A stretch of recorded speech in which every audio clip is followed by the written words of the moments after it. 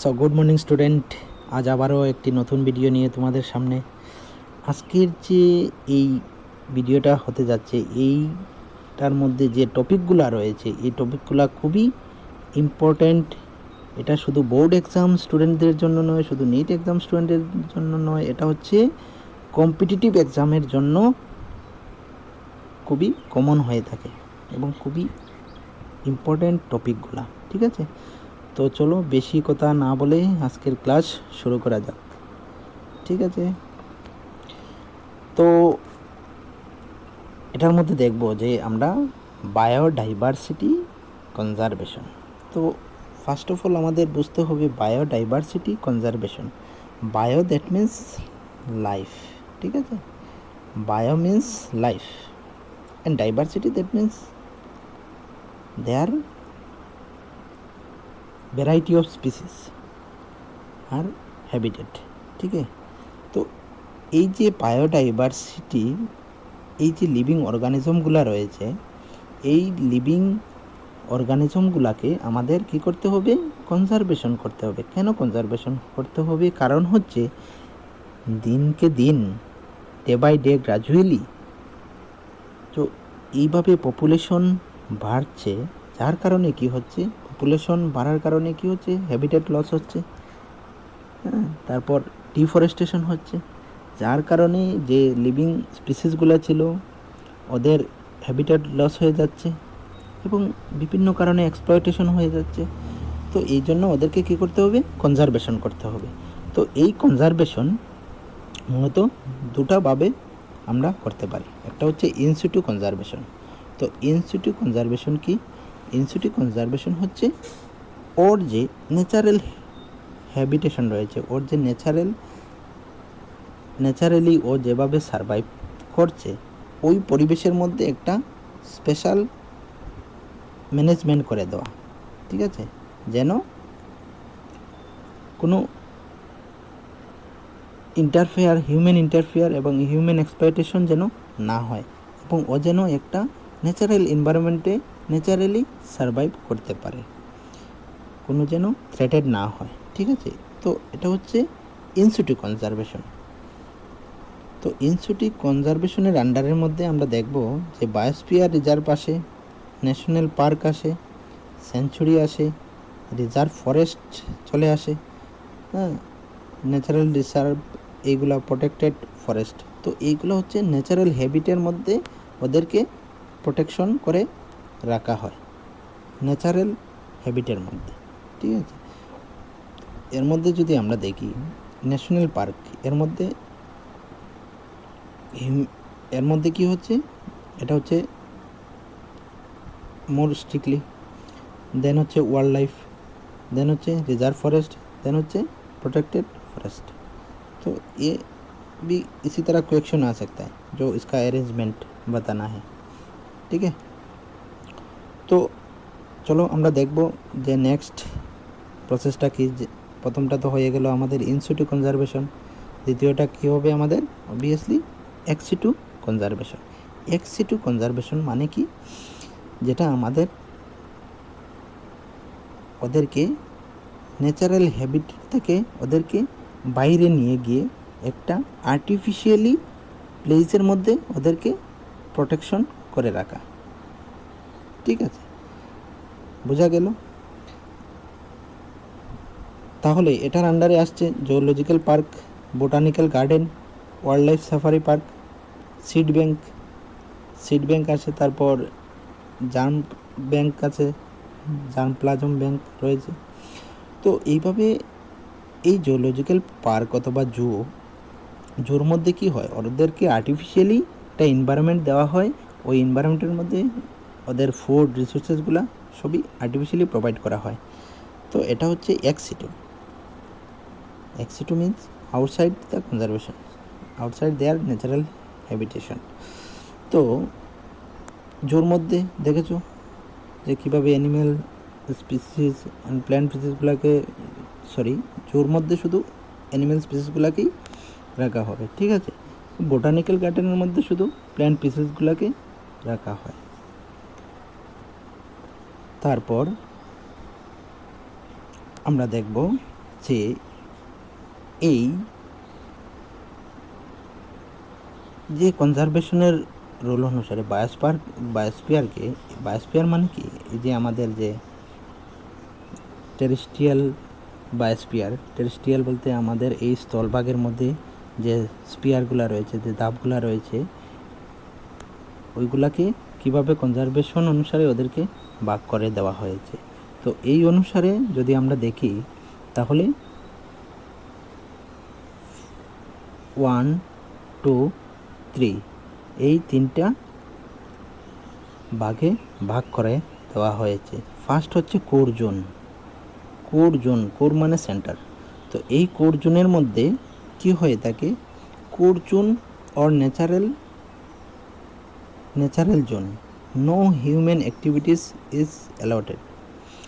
তাহলে এই জায়গার মধ্যে, এই কোর জোনের মধ্যে কোনো ধরনের হিউম্যান ইন্টারফেয়ার হবে না, কোনো রকম মানুষের এখানে যাতায়াত হবে না, কোনো অ্যালাউ হবে না, ঠিক আছে। এটাকে আমরা কোর জোন বলবো। দ্য এরিয়া ইজ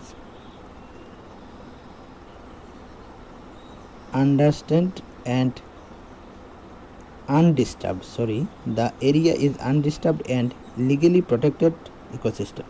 তাহলে এটা লিগেলি প্রোটেক্টেড থাকছে, ঠিক আছে। তো এটা হয়ে গেল আমাদের কোর জোন, যেটাতে মেনলি কি মানুষের কোনো ধরনের অ্যাক্টিভিটিস এখানে নেই, ঠিক আছে, এখানে লিগেলি ব্যান করা রয়েছে। দেন সেকেন্ড প্লেসটা হচ্ছে আমাদের বাফার জোন। Buffer zone. তো বাফার জোনের মধ্যে কি হচ্ছে, এখানে লিমিটেড হিউম্যান অ্যাক্টিভিটিস রয়েছে, is allotted like resource is use strategies research and education. যেমন ধরো কোনো ধরনের সায়েন্টিফিক রিসার্চ হবে, ইনভেস্টিগেশন হবে, অথবা এই যে যারা বায়োলজিক্যাল সায়েন্সে রয়েছে তারা জানতে পারবে, যেমন ফিল্ড স্টাডি, ঠিক আছে। তো এইগুলা শুধু এলাও হবে, লজিক্যালি এইগুলাই এলাও হবে, লিমিটেড থাকবে, এমন না যে কোনো কেউ চলে যাবে কোনো রিজন ছাড়া, ঠিক আছে। তো এগুলা লিমিটেড হিউম্যানস অ্যাক্টিভিটিস এখানে অ্যাপ্লিকেবল। দেন লাস্ট হচ্ছে ট্রানজিশন জোনের মধ্যে, অথবা এই জোনটাকে আমরা কি বলবো, ম্যানিপুলেশন জোন। মানে এই জোনের মধ্যে হিউম্যান সিভিলাইজেশন রয়েছে, ঠিক আছে, হিউম্যান স্টেবিলিটি রয়েছে।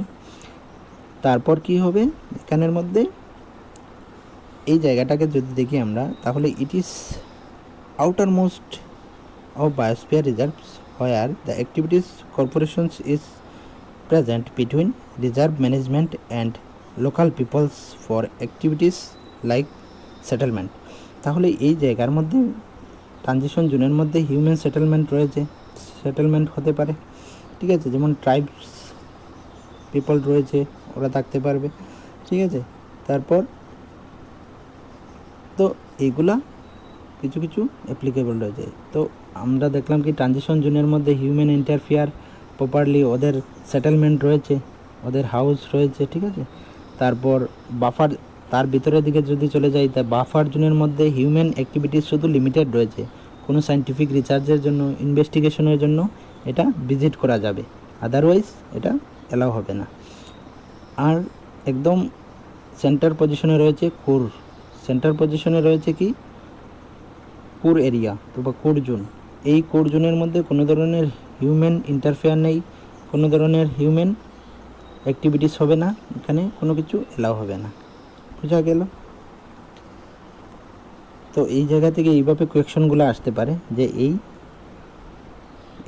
ওদের যে এরিয়াগুলা, এই এরিয়াগুলোকে সিকোয়েন্সিয়ালি অ্যারেঞ্জমেন্ট করে দেওয়ার জন্য, ঠিক আছে।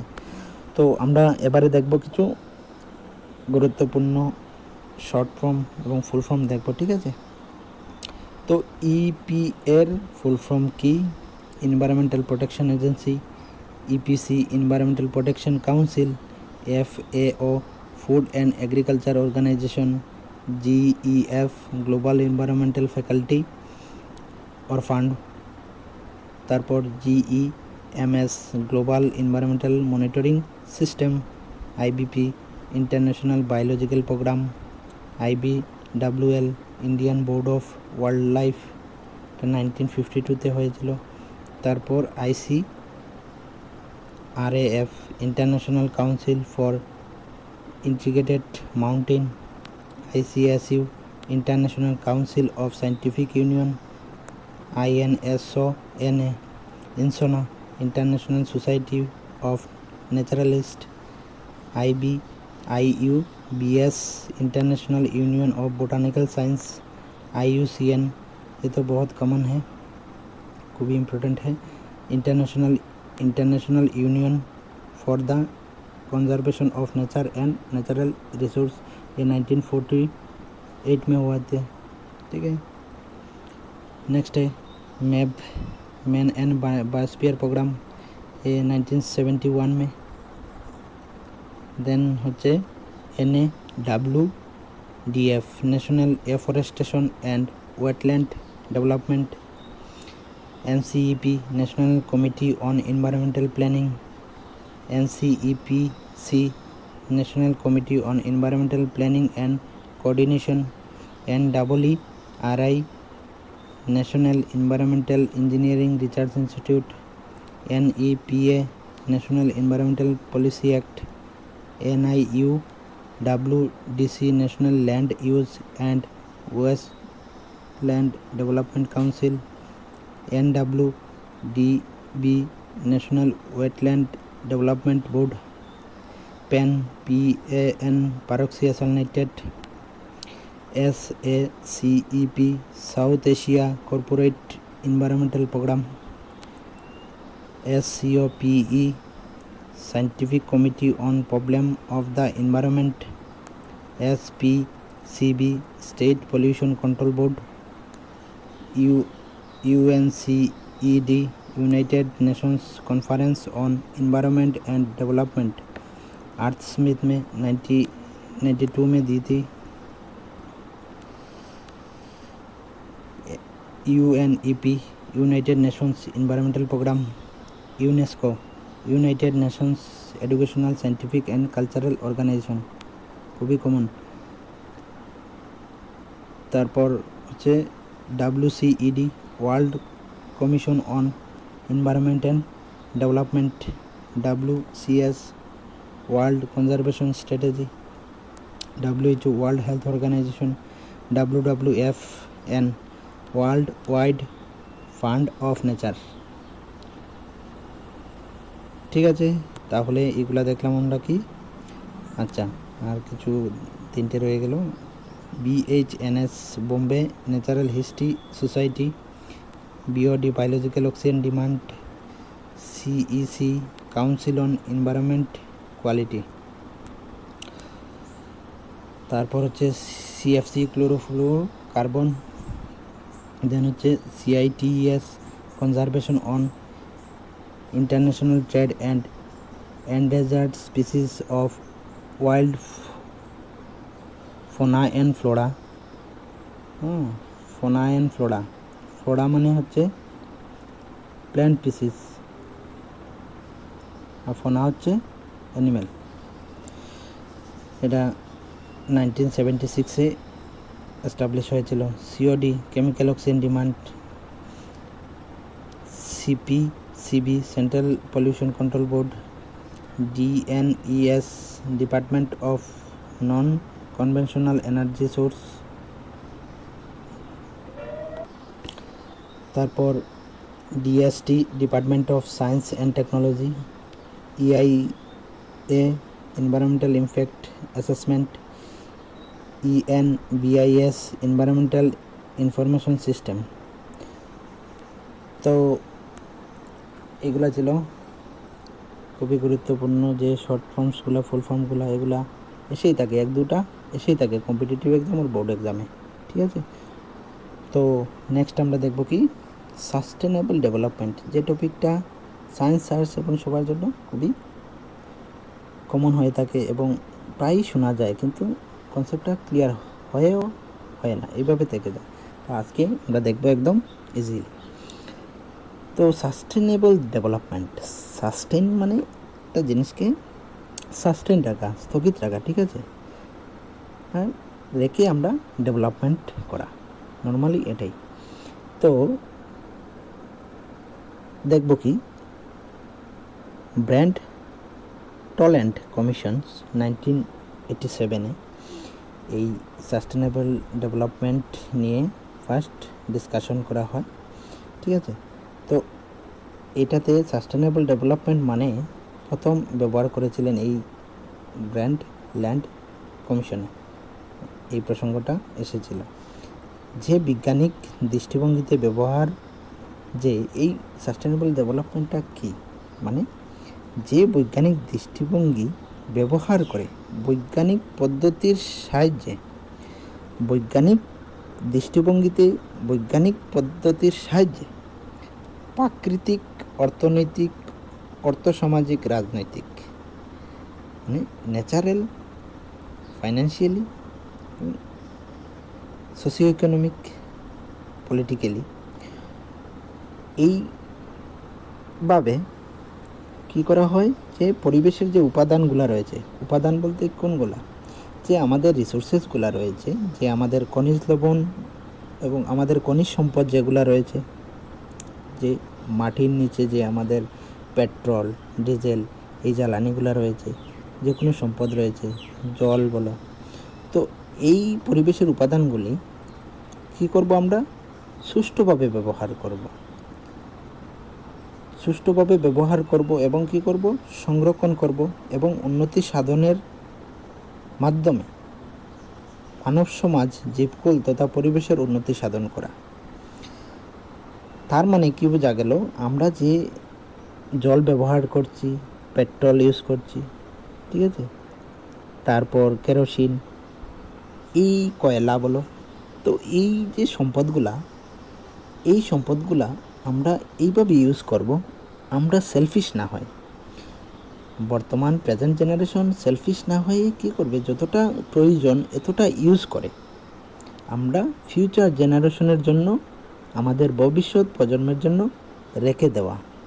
বোঝা গেল, মেইন মুদ্রা বিষয় হচ্ছে এটা, এটা আমাদের ভবিষ্যৎ প্রজন্মের জন্য এই সম্পদগুলা রেখে দেবে যাওয়া, আর বংশ পরম্পরায় সুদূর ভবিষ্যৎ পর্যন্ত ইহাকে টিকিয়ে রাখাই হলো সাস্টেনেবল ডেভেলপমেন্ট। তো বোঝা গেল, আমরা যে জিনিসগুলা, যে সম্পদগুলা ইউজ করব, এটা আমাদের ভবিষ্যৎ প্রজন্মের জন্য রেখে দিতে হবে, না কি হবে, আমরা সেলফিশ হয়ে গেল আর এই সম্পদগুলা শেষ হয়ে যাবে এবং ডাইভার্সিটি ধ্বংস হয়ে যাবে এবং পুরো সবগুলা ইমব্যালেন্স হয়ে যাবে। নেক্সটে দেখব কি আমরা, পরিবেশের দূষণ রোধের জন্য প্রস্তুত 4টি আইনের নাম ও কাজ। তাহলে মানুষ সেইভাবে ধীরে ধীরে এতটা কালফিট হয়ে যাচ্ছে, সেলফিশ হয়ে যাচ্ছে, নিজের চাহিদা মেটানোর জন্য গাছপালা কেটে,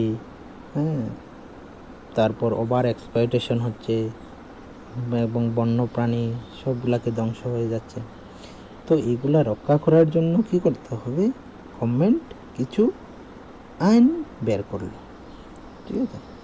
তো ফার্স্ট আইনটা হচ্ছে পরিবেশ প্রতিরক্ষা আইন, যেটা 1986-এ এটা ইমপ্লিমেন্ট করা হয়, দ্য এনভায়রনমেন্ট প্রোটেকশন অ্যাক্ট, যেটাকে এনভায়রনমেন্ট প্রোটেকশন অ্যাক্ট বলা হয়। এটা বাতাস, জল, মাটি, soil, air, water and sound, এই পলিউশনগুলোকে, এইগুলাকে, এই রিসোর্সেসগুলোকে কী করতে হবে, প্রতিরক্ষার জন্য প্রণয়ন করতে হবে। সাউন্ডের জন্য একটা limited decibel of the sound এটা অ্যাপ্লিকেবল করা হবে।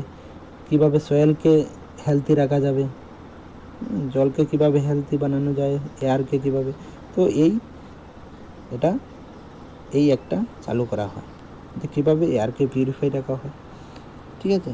তুমি অযথা, এই জন্য তো এই গাড়ি, ট্রাক, বাস, এগুলোর মধ্যে, তারপর যে ভেহিকেলসগুলো রয়েছে এইগুলোর মধ্যে এয়ার পলিউশন সার্টিফিকেট থাকতে হয়,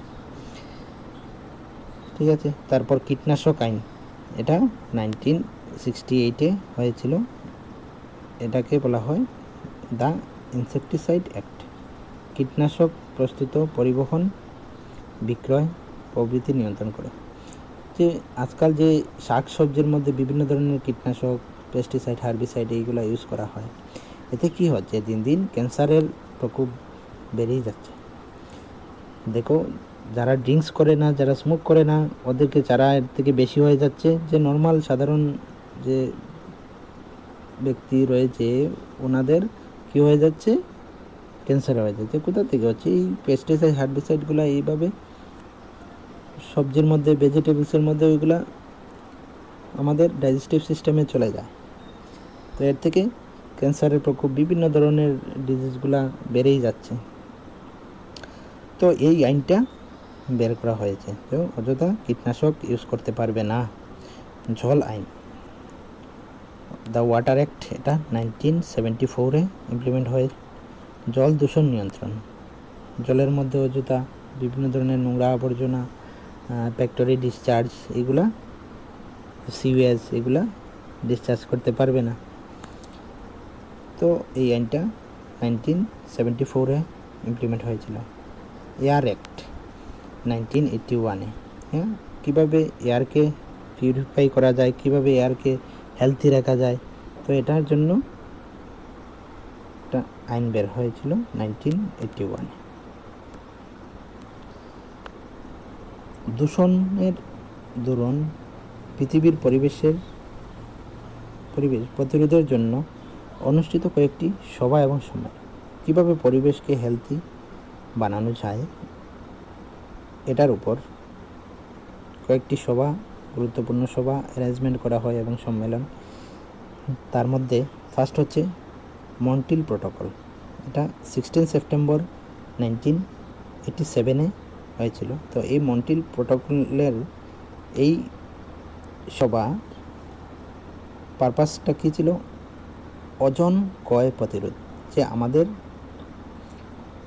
স্ট্র্যাটোস্ফিয়ার লেয়ারের মধ্যে যে ওজোন লেয়ার রয়েছে, এই ozone layer day by day depletion হচ্ছে এবং ইউভি রে পেনেট্রেট করে যাচ্ছে আর্থের মধ্যে, যার কারণে বিভিন্ন ধরনের ক্যান্সার, ডেঞ্জারাস রোগগুলা হচ্ছে। তো এই ওজোন স্তরকে কীভাবে প্রোটেক্ট করা যায়, কীভাবে এটাকে রক্ষা করা যায়, এটার জন্য এই সম্মেলনটা করা হয়। সেকেন্ড হচ্ছে হেলসিনাসি ডিক্লিয়ারেশন। হেলসিনাসি ডিক্লিয়ারেশন এটা 1989-এ মে মাসে হয়। এটা ওজোন ক্ষয় প্রতিরোধের জন্য, এটা হচ্ছে ওজোন ক্ষয় প্রতিরোধের জন্য এই সম্মেলনটাও, এই দুটোটাই হচ্ছে কি, ওজোন স্তর কীভাবে ডিপ্লেশনকে প্রিভেনশন করা যায়, ঠিক আছে। 3 নম্বরটা দেখব কি, inter governmental panel on climate change. তো এটা 1988-এ হয়েছিল, প্রাকৃতিক পরিবেশ পরিবর্তন রোধের জন্য। যে আমাদের যে ন্যাচারাল এনভায়রনমেন্টটা রয়েছে, যেমন আগে যে পরিমাণে বৃষ্টিপাত হতো, যে পরিমাণে এই সামার সিজন থাকতো, এই সমস্ত সবগুলো ডে বাই ডে চেঞ্জ হয়ে যাচ্ছে। কারণ কি, এই সমস্ত কারণ হচ্ছে পপুলেশন ইনক্রিজ। তো এই ন্যাচারাল এনভায়রনমেন্টটাকে কীভাবে স্টেবিলাইজ করা যায়, কীভাবে ধরে রাখা যায়, কীভাবে ব্যালেন্স করা যায়, এই সিদ্ধান্ত এই সম্মেলনের মধ্যে করা হয়েছিল। কনভেনশন অন ক্লাইমেট চেঞ্জ, এটাও প্রাকৃতিক পরিবেশ পরিবর্তনের রোধের জন্য। এটাও এই দুটোটা হচ্ছে কি, যে ন্যাচারাল ক্লাইমেট রয়েছে, ন্যাচারাল যে এনভায়রনমেন্ট রয়েছে আমাদের, যে একটা ন্যাচারাল যে পিওর, এই এনভায়রনমেন্টটা কীভাবে চেঞ্জ হওয়ার থেকে এটাকে রক্ষা করা যায়, এটা নিয়ে এটা ডিসকাশন করা হয়েছিল। বসুন্ধরা সম্মেলন খুবই ফেমাস, এটা কি হয়েছিল, গ্রিন হাউস এফেক্ট প্রতিরোধের। তো গ্রিন হাউস যে কীভাবে প্রতিরোধ করা যায়, এটা নিয়ে আলোচনা করা হয়, যে কীভাবে দিনকে দিন আমাদের অ্যাটমসফিয়ারের মধ্যে এই গ্রিন হাউস গ্যাসগুলা বেড়েই যাচ্ছে। তো এইগুলাকে কীভাবে কন্ট্রোল করা যায়, এই নিয়ে ডিসকাশন করা হয়। কিয়োটো প্রোটোকল, এটা 1997, এই ইয়ারগুলা দেখবে, এই ইয়ারগুলাও অনেক সময় বলে দেয়, কোয়েকশন এভাবেও হতে পারে। তো ওজোন ক্ষয় প্রতিরোধের জন্য এই কিয়োটো প্রোটোকলটা হয়েছিল। বেইজিং প্রোটোকল 1997 হয়েছিল। এটা হচ্ছে ওজন লেয়ার কীভাবে ডিপ্লেশন থেকে এটাকে প্রিভেনশন করা যায়, ঠিক আছে। তারপর আমরা কিছু এনভায়রনমেন্ট রিলেটেড কিছু ইম্পর্টেন্ট আমরা ডে দেখব যেগুলো সেলিব্রেশন করা হয়ে থাকে। 5 জুন যেটা আমরা সবাই জানি বিশ্ব পরিবেশ দিবস। 2 ডিসেম্বর যেটা জাতীয় পরিবেশ প্রতিরোধ দিবস বলা হয়। 16 সেপ্টেম্বর বিশ্ব ওজন দিবস। 22 এপ্রিল এটা বিশ্ব বসুন্ধরা দিবস। 6 আগস্ট হিরোশিমা দিবস অ্যান্ড 9 আগস্ট নাগাসাকি দিবস। যে হিরোশিমা নাগাসাকিতে পারমাণবিক বোমা হামলা হয়েছিল, হিরোশিমাতে যে বোমাটা ফেলা হয় এটার নাম কী ছিল? Little boy. এটা কী ছিল? Little boy. আর নাগাসাকিতে এটা হচ্ছে ফ্যাট বয়, ঠিক আছে। তো 1969 এটা হচ্ছে জাতীয় পরিবেশ দিবস। এই আইনটা হয়েছিল, ঠিক আছে। এগুলো আইনের মধ্যে চলে আসলাম যে পরিবেশ রিলেটেড যে আইনগুলো এগুলা ছিল ডে, ঠিক আছে। এই সমস্ত সবগুলা ছিল ডে, এগুলা আইন। তো এটা হচ্ছে জাতীয় পরিবেশ আইন 1969-এ এটা ইমপ্লিমেন্ট করা হয়। 1985-এ ভারতের কৃষিক্ষেত্রে ডিডিটি ব্যবহার আইনত বন্ধ করা হয়। ডিডিটি এমন একটা কেমিক্যাল যে পাউডার, এটা কি হয়, এটা 10-12 বছর এটা চেঞ্জ না হয়ে এই স্টেটেই থেকে যায় এবং এটা খুবই বিপজ্জনক। এটা একবার বডিতে চলে গেলে এটা তাড়াতাড়ি চেঞ্জ হয় না, ওই স্টেটেই রয়ে যায় এবং শরীরের অনেক ধরনের প্রবলেম সৃষ্টি করে দেয়। 1986 যেটা গঙ্গা দূষণ প্রতিরোধ, গঙ্গা অ্যাকশন প্ল্যান, এটা ইমপ্লিমেন্ট করা হয়। 1993-তে যমুনা দূষণ প্রতিরোধ পরিকল্পনা শুরু হয়। তো এইগুলা একটু দেখে নেবে ভালো করে, ঠিক আছে। স্ক্রিনশট রেখে দিতে পারো। এবার দেখব ভারতের কয়েকটি বিখ্যাত সেঞ্চুরির নাম এবং জেলা ও রাজ্যের নাম। তো আন্নামালাই হচ্ছে রাজ্য হচ্ছে তামিলনাড়ু, জেলা হচ্ছে কোয়েম্বাটুর, ঠিক আছে। নেক্সট হচ্ছে জলদাপাড়া রাজ্য হচ্ছে পশ্চিমবঙ্গ, জেলা হচ্ছে মাদারি হাইট। কিয়লদানীয় গানা এবং পাখিরালয়,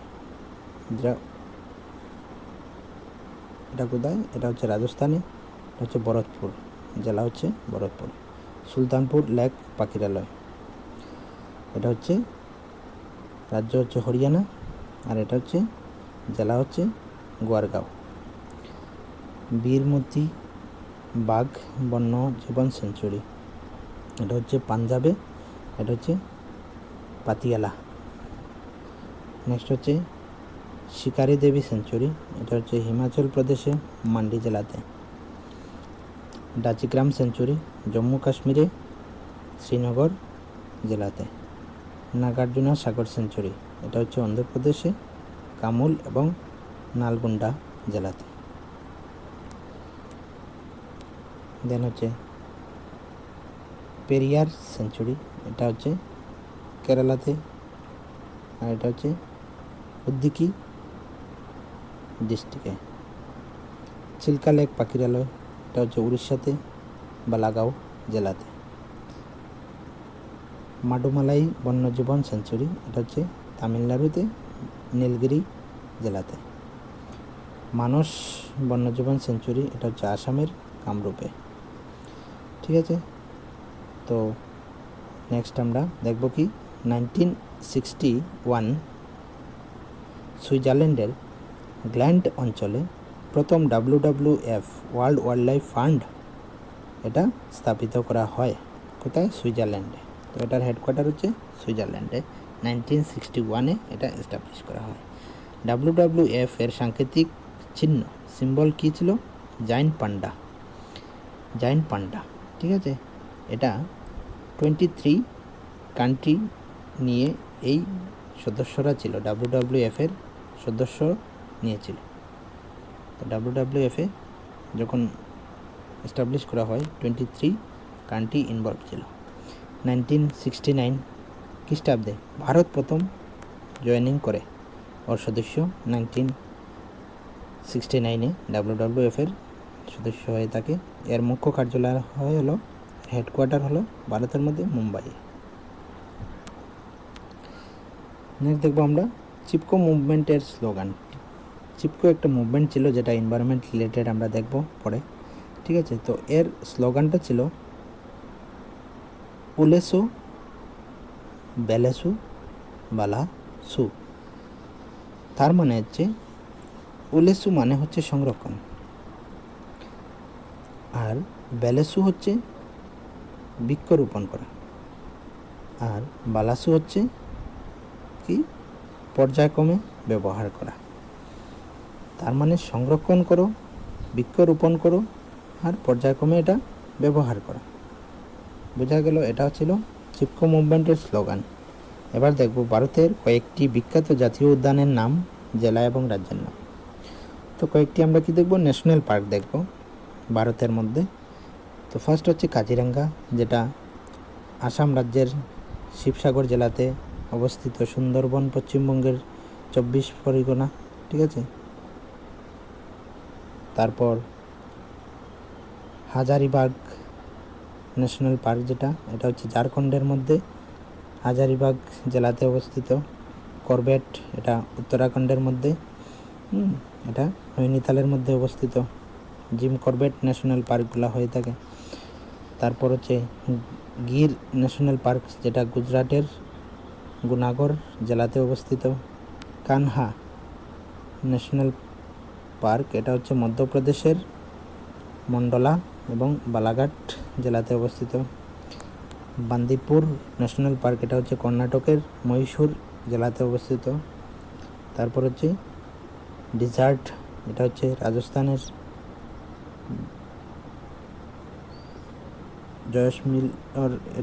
জয়সমিলর জেলাতে অবস্থিত। তারপর টান্ডুবা, এটা হচ্ছে মহারাষ্ট্রের চন্দ্রপুরে জেলাতে অবস্থিত। তারপর দেখব আমরা কি ভারতের কয়েকটি বায়োস্ফিয়ার রিজার্ভের নাম এবং রাজ্যের নাম। তো ভারতের 14টি বায়োস্ফিয়ার রিজার্ভ রয়েছে, ঠিক আছে। তার মধ্যে ফার্স্ট হচ্ছে নীলগিরি বায়োস্ফিয়ার, যেটা প্রথম বায়োস্ফিয়ার রিজার্ভ 1986-এ। এটা কোথায় রয়েছে, কর্ণাটকে। এটা ফার্স্ট এস্টাবলিশ করা হয়। দেন হচ্ছে নন্দন দেবী, যেটা নন্দাদেবী, এটা হচ্ছে উত্তরাখণ্ডের মধ্যে রয়েছে। গুলফ অফ মায়ানমার, এটা হচ্ছে তামিলনাড়ুর মধ্যে। অগস্তা মাইলস, এটা হচ্ছে কেরালের মধ্যে। সুন্দরবন হচ্ছে পশ্চিমবঙ্গের মধ্যে। পাঞ্চমারি, এটা হচ্ছে মধ্যপ্রদেশের মধ্যে। মানস হচ্ছে আসামের মধ্যে। কাঞ্চনজঙ্ঘা হচ্ছে সিকিমের মধ্যে। নুকরেক হচ্ছে মেঘালয়ের মধ্যে। গ্রেট নিকোবর হচ্ছে আন্দামান নিকোবরের মধ্যে। সিমলিপাল হচ্ছে উড়িষ্যার মধ্যে। দেন ডিব্রু সাইতুয়া, এটা হচ্ছে আসামের মধ্যে। দেহাং বিয়াং, এটা হচ্ছে অরুণাচল প্রদেশের মধ্যে।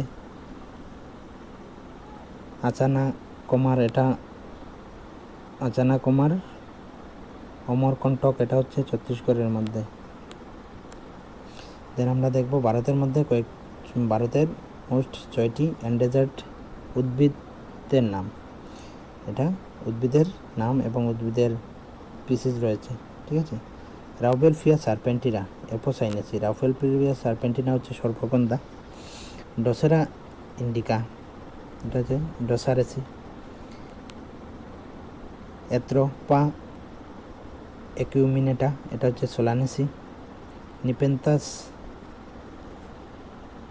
কাসিয়ানা, এটা হচ্ছে নিপেন্থেসি, যেটা এই ইনসেক্টিভোরাস প্ল্যান্টের আন্ডারে আসে, ঠিক আছে। ডোসেরা ডেলটয়েডিয়া, এটা হচ্ছে ডায়োসেরি। অ্যালোভেরা, এটা হচ্ছে লিলিয়াসি। তো এগুলো হচ্ছে এন্ডেজার্ড স্পিসিস অফ ইন্ডিয়া, প্ল্যান্টের কিছু এন্ডেজার্ড স্পিসিস যেগুলো ক্রিটিক্যালি থ্রেটেন্ড, ঠিক আছে। নেক্সট দেখব টপ মোস্ট 10 এন্ডেজার্ড প্ল্যান্ট। এটা হচ্ছে ইন্ডিয়ার মধ্যে দেখব উল কর্ট, এটা হচ্ছে গুজরাটের মধ্যে। এই স্পিসিসটা এনজেটার্ড। বার্ড অফ স্পোর্ট, এটা হচ্ছে গুজরাটের মধ্যে। আসাম অ্যাক্টিন ইও, এটা হচ্ছে অরুণাচল প্রদেশের। মোয়া হচ্ছে কর্ণাটকের এন্ডেজার্ড প্ল্যান্ট স্পিসিস। হ্যাঁ, এটা হচ্ছে ইবনি ট্রি, এটা হচ্ছে কর্ণাটকের এন্ডেজার্ড। আমব্রেলা ট্রি, এটা হচ্ছে তামিলনাড়ুর এনজেটার্ড স্পিসিস। ইন্ডিয়ান মালো, এটা হচ্ছে তামিলনাড়ুর এনজেটার্ড প্ল্যান্ট স্পিসিস, ঠিক আছে। মুসলি, এটা হচ্ছে তামিলনাড়ুর এন্ডেজার্ড প্ল্যান্ট স্পিসিস। জেমিকান্ডা, এটা হচ্ছে রাজস্থানের endangered plant species. Spider road, এটা হচ্ছে মধ্যপ্রদেশের এন্ডেঞ্জার্ড প্ল্যান্ট স্পিসিস। এবার দেখব টপ 10 মোস্ট এনজেটার্ড ম্যামালস, মানে অ্যানিমেল দেখব। Bengal tiger, royal Bengal tiger, এটা হচ্ছে ওয়েস্ট বেঙ্গলের। এশিয়াটিক লায়ন, এটা হচ্ছে গুজরাটের। স্নো লেপার্ড, এটা হচ্ছে হিমাচল প্রদেশের। ব্ল্যাক বাঘ, এটা হচ্ছে তামিলনাড়ুর। রেড পান্ডা, এটা হচ্ছে সিকিমের। ওয়ান হর্ন রাইনোসর, এটা হচ্ছে আসামের একশৃঙ্গ গন্ডার, ঠিক আছে। দ্য নীলগিরি তর, এটা হচ্ছে নীলগিরি হিলসের। কাশ্মীর রেড স্ট্যাগ, এটা হচ্ছে জম্মু অ্যান্ড কাশ্মীরের। লায়ন মিকো, এটা হচ্ছে যে তেলি লেপার্ড বলা হয় এই টাইগার যেগুলো, এটা হচ্ছে কেরালার। ইন্ডিয়ান বিজন, এটা হচ্ছে চায়না, এটা চেন্নাই, ঠিক আছে, চেন্নাইয়ের ইন্ডিয়ান বিজন। তাহলে নেক্সট আমরা বলেছিলাম যে চিপকো মুভমেন্ট দেখবো। তো চিপকো মুভমেন্টটা কি, খুবই ইম্পর্ট্যান্ট কমন টপিক, ঠিক আছে। তো এটা আমরা নেক্সটে দেখে নেব।